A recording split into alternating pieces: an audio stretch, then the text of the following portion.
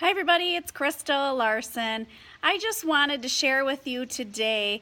I've been thinking a lot about joy during trials, and I wanted to share with you some of my struggle. I thought it would be impossible to have joy again. So many trials happening all at once. The loss of my job caused me so much emotional stress that my physical pain became so much worse. There was a point in time when I just could not even function. I didn't want to bathe myself. I didn't want to do anything. I stopped writing. I started not caring about anything. But I was going through the motions and taking care of responsibilities, right? Severe depression had grabbed a hold of me. And I was also undergoing spiritual attack for obeying my calling.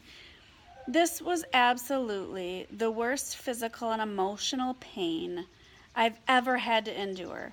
The lies that clouded my judgment, the thoughts that were not my own. For instance, thoughts of, I'm a burden to everyone. All I do is make more bills trying to get better. Nobody needs me.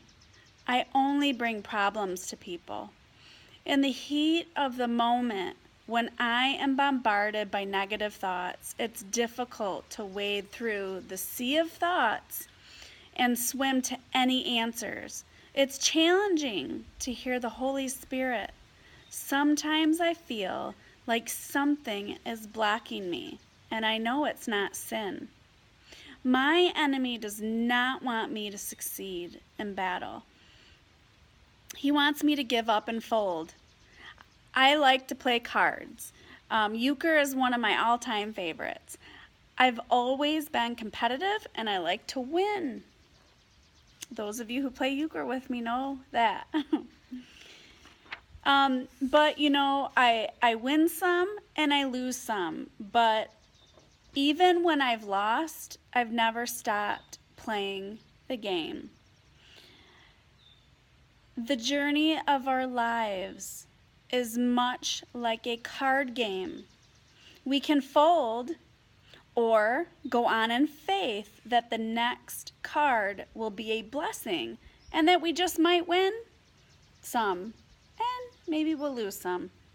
But we don't give up. We don't just fold and just never play the game again. We have to 100% trust His wisdom. If you believe you've heard His calling for your life, even if it will bring temporary hardship, you must obey. I've been praying for years for a break. I didn't really know what that meant, but I knew I needed a break. And, I just was crying out to God that I needed a break from everything, but I didn't know what that looked like. I was overloaded, and although I was managing my pain the best that I could, I was missing out on other parts of my life that I wanted to experience. I've always wanted to stay home with the kids, and looky here. That's part of finding joy. He has answered my prayers. I have a break. I'm home with my kids. However, this came through a devastating loss. With this loss and my current condition and the outlook on our lifestyle having to change, I began to have major depressive disorder and panic attacks. I find pockets of joy all day long as I have laser focus on my Creator.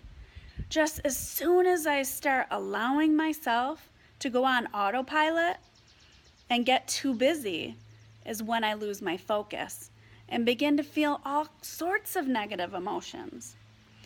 We can experience joy in our trials. We just have to be intentional about taking time for filling our spirit and caring for ourselves.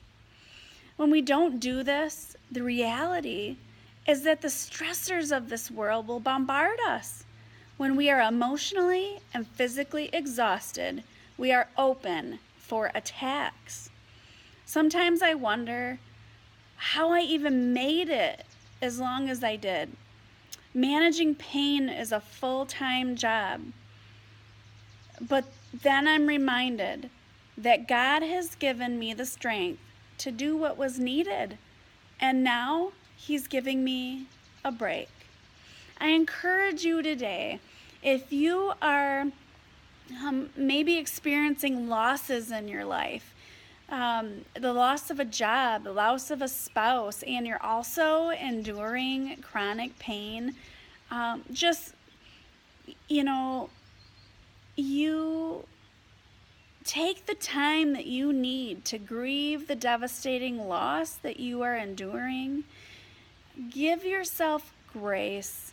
And I encourage you to read Philippians 4, verse 4 through 7.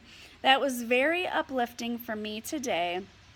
But I hope this has served you, and I do pray for you. Joyous hugs. Bye-bye.